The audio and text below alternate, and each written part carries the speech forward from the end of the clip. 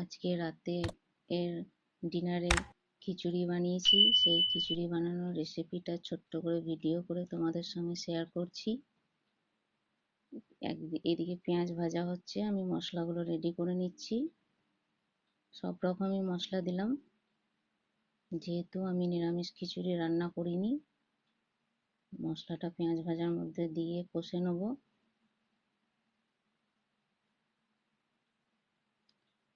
আদা রসুন বাটা দিচ্ছি,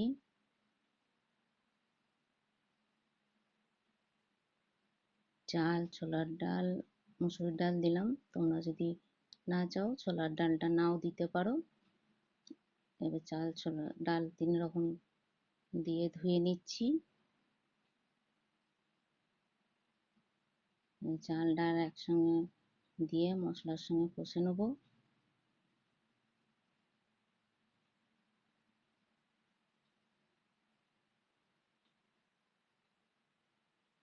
আলু দিলাম,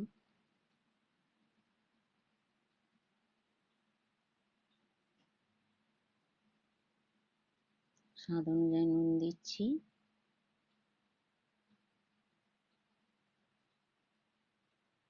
এবার কষে নুন দিয়ে কষে জল দিয়ে কুকারে একটা সিটি দিয়ে কিছুক্ষণ রেখে দেবো।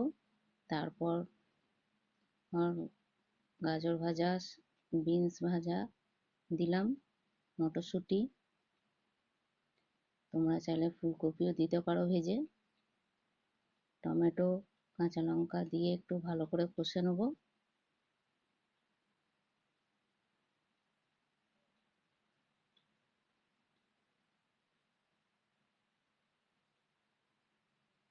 ধনে পাতা দিলাম।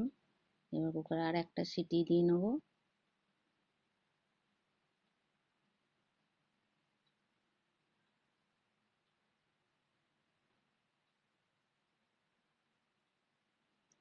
বেগুন ভাজা হচ্ছে, আলু ভাজা হয়ে গেছে। আমার খিচুড়িও রান্না কমপ্লিট। দেখাচ্ছি, দেখো বেশ ভালোই রান্না হয়েছে।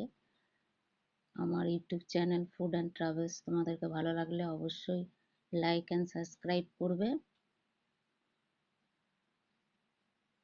আজকে রাতের ডিনার খিচুড়ি, আলু ভাজা, বেগুন ভাজা রেডি।